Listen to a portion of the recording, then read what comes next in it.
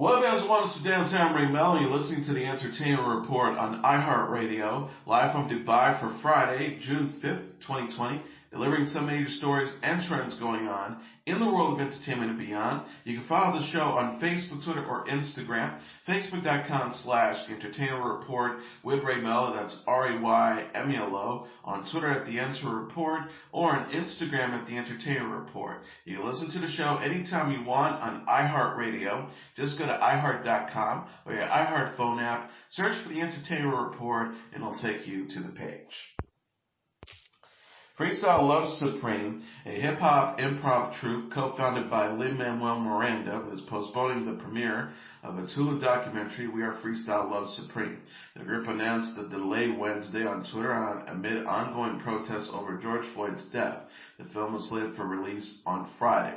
Floyd, the 46-year-old black man, died last week in Minneapolis, Minnesota, while being restrained by a police officer who knelt on his neck. Freestyle Love Supreme says it's postponing the release of the documentary in solidarity with protesters. The post reads, Black Lives Matter. We will be postponing the release of the hashtag We Are Freestyle Love Supreme documentary and look forward to sharing it with you in the future.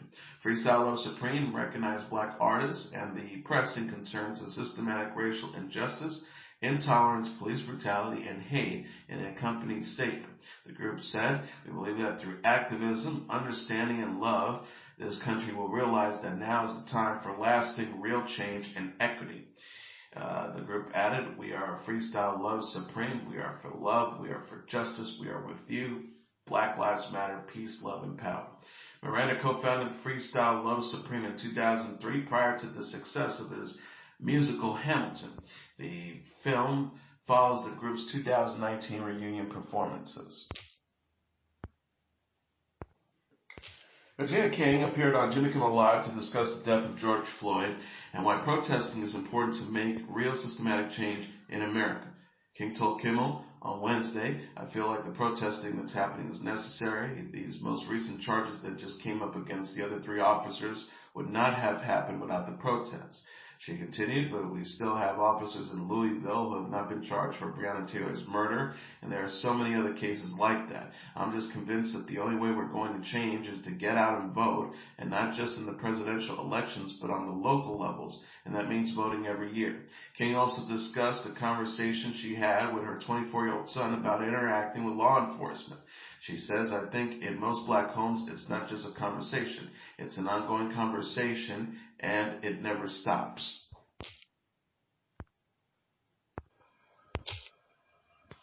Meghan Markle wants young people to know that George Floyd's life mattered. The 38-year-old Duchess of Sussex addressed Floyd's death in a graduation speech to her former high school, Immaculate Heart High School in Los Angeles, on Wednesday. Markle said, as we've all seen over the past week, what is happening in our country and in our state and in our hometown of LA has been absolutely devastating. I wasn't sure what I could say to you. I wanted to say the right thing. I was really nervous that I wouldn't, or that it would get picked apart, and I realized the only wrong thing is to say nothing. Because George Floyd's life mattered, and Breonna Taylor's life mattered, and Philando Castile's life mattered, and Tamir Rice's life mattered. And so did so many other people whose names we know and whose names we do not know. Markle shared a message from one of her high school teachers that has stuck with her throughout the years. She says, always remember to put others' needs above your own fears. Markle also recalled her experience with the 1992 LA riots, which she said occurred after another senseless act of racism, 4 LAPD officers being acquitted for the arrest and beating of Rodney King. Markle says, I remember the curfew and I remember rushing back home, and on that drive home seeing ash fall from the sky.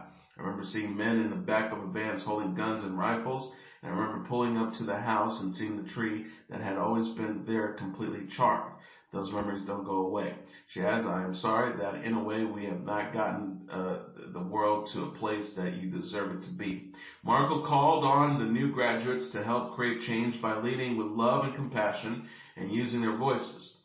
The Duchess says, we are seeing people stand in solidarity. We are seeing communities come together to uplift, and you are going to be part of this. I know sometimes people say, how many times do we need to rebuild? Well, you know what? We're going to rebuild and rebuild and rebuild until it is rebuilt. Because when the foundation is broken, so are we. Markle, who's biracial, was subjected to increased racist and sexist abuse after her relationship with Prince Harry became public. Harry spoke out in 2016 saying the treatment of Markle crossed the line. Markle and Harry got married in May 2018 and had a 13-month-old son, Archie. The couple presently live in LA.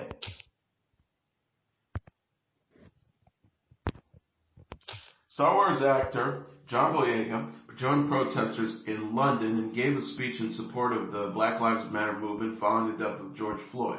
Boyega said to a crowd on Wednesday using a microphone, "I don't know if I'm going to have a career after this, but fuck it. Black lives have always mattered. We have always been important. We have always meant something. We have always succeeded regardless, and now it's the time. I am waiting." The official Star Wars Twitter account showed support for Boyega by referencing what he said and posting a link to a video of the speech.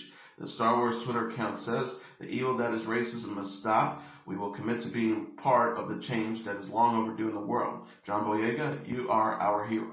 Boyega has also received support from others in Hollywood, including filmmaker Jordan Peele and Star Wars co-star Mark Hamill.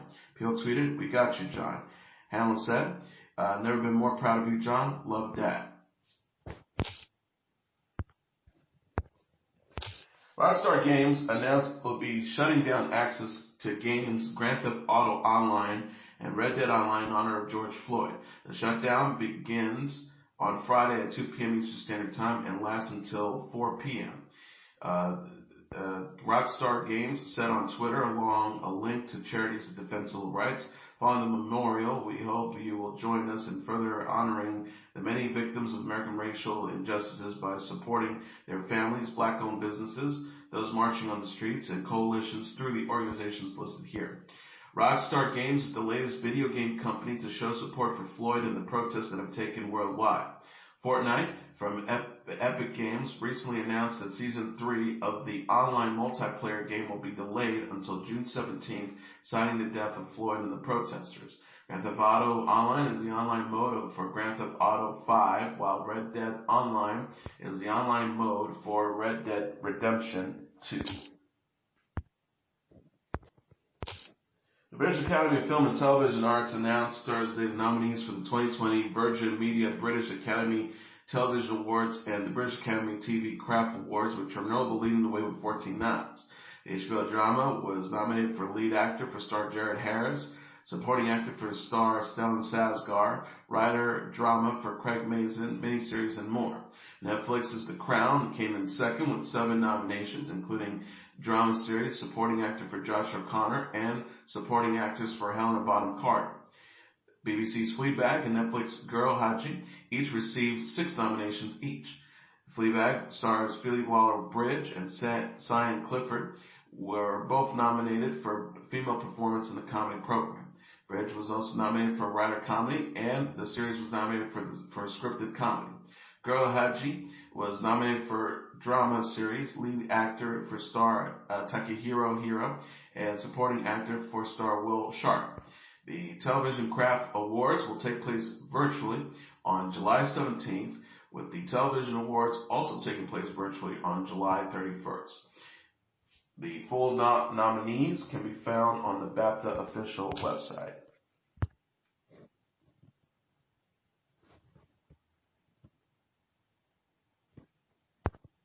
HBO is giving a glimpse of its series Lovecraft Country.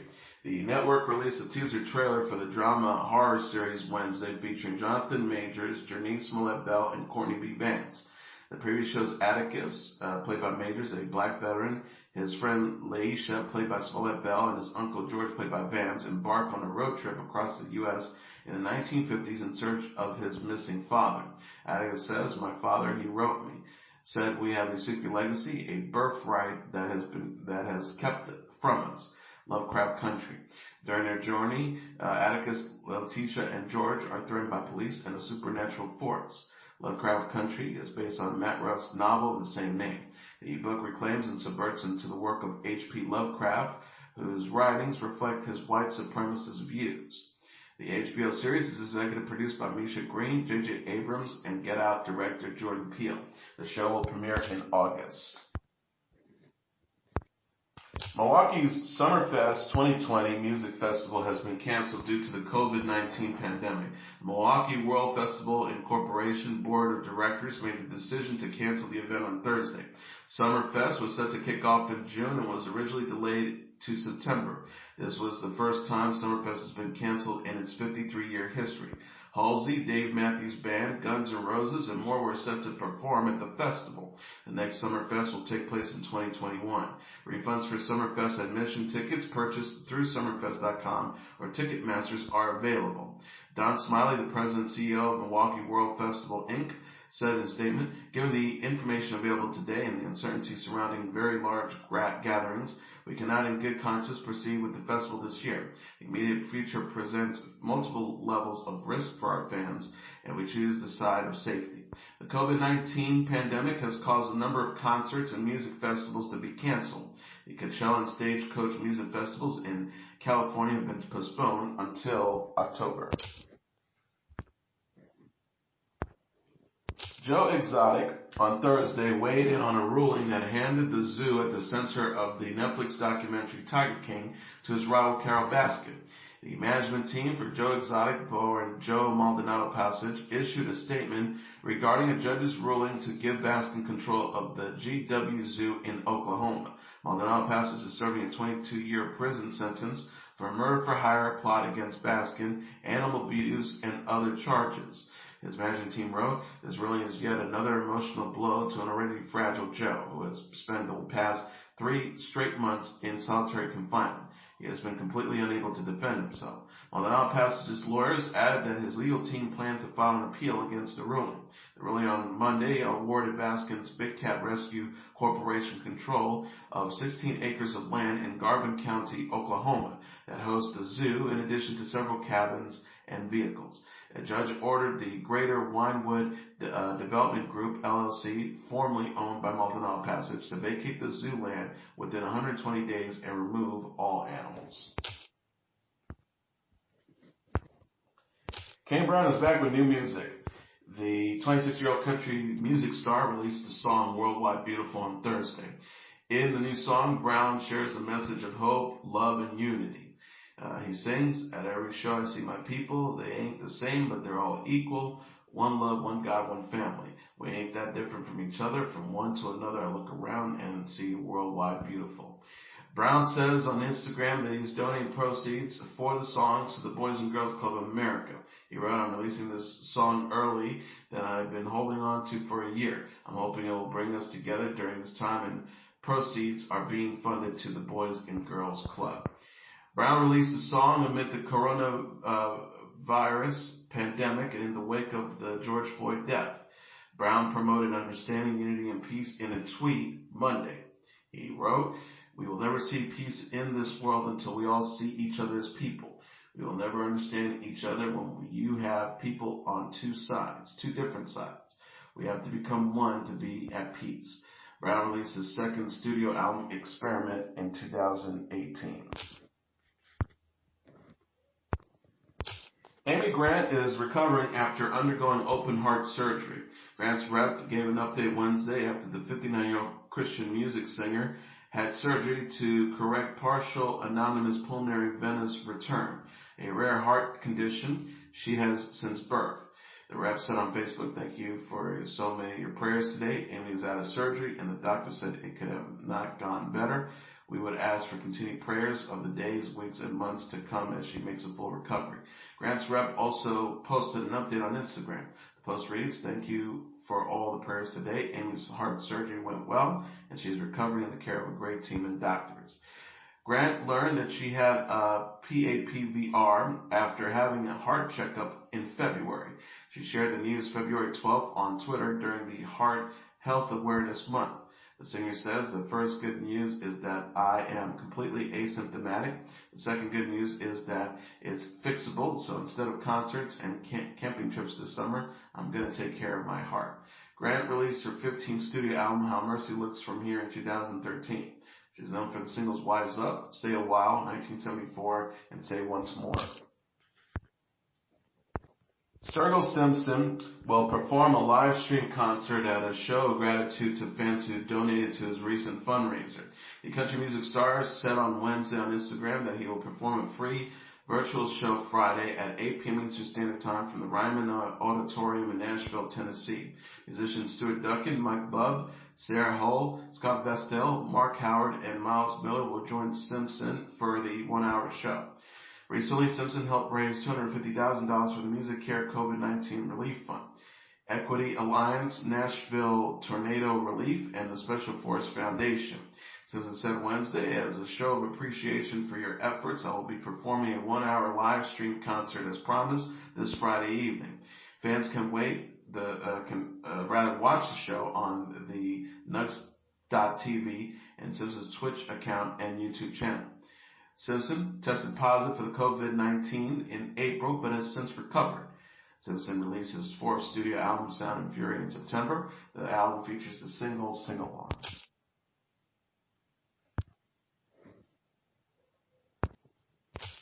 The South Korean boy band BTS is showing its support for the Black Lives Matter movement. The K-pop group shared a message of solidarity Wednesday following George Floyd's death and the ongoing protests. They tweeted, "We stand against racial discrimination. We condemn violence. You, I, and we all have the right to be respected. We will stand together. Hashtag Black Lives Matter." This week, many K-pop fans co-opted the hashtag White Lives Matter hashtag by using the hashtag alongside photos and videos of their favorite singers. By doing so, fans hope to drown out racist or offensive posts. On Thursday, BTS released Still With You, a new solo song from Jungkook, as part of its BTS Festive celebration. BTS Festive celebrates the 7th anniversary of the group's debut single album, Too Cold for School. BTS shared a family portrait this week and had a series of other events planned. The official anniversary is June 13th. And finally, here are the top 10 songs on the Billboard Hot 100 single charts for the week of June 6th. Number 10, Future featuring Drake with Life is Good. Number 9, Justin Bieber featuring Quavo with Intentions. Number 8, Roddy Ricch with The Box. Number 7, Dua Lipa with Don't Start Now. Number 6, Drake with Tootsie Slide. Number 5, Doja Cat featuring Nicki Minaj with Say So. Number 4, The Weeknd with Blinding Lights. Number 3, DaBaby featuring Roddy Ricch with Rockstar. Number 2, Megan Thee Stallion with Savage. And number 1 song on the Billboard Hot 100 single charts for the week of June 6th, Lady Gaga and Ariana Grande with Rain on Me. And that is your entertainment report for Friday, June 5th, 2020. I'm your host, Mr. Downtown Ray Melo. I'll be back on Monday to deliver some major stories and trends going on in the world of entertainment and beyond. You can follow the show on Facebook, Twitter, or Instagram. Facebook.com/The Entertainment Report with Ray Melo. That's RAYMELO. On Twitter at The Enter Report, or on Instagram at The Entertainment Report. You can listen to this episode or any previous episodes of The Entertainment Report anytime you want on iHeartRadio. Just go to iHeart.com or your iHeart phone app, search for The Entertainment Report, and it'll take you to the page. Everyone have a great weekend. Good night, and God bless you all.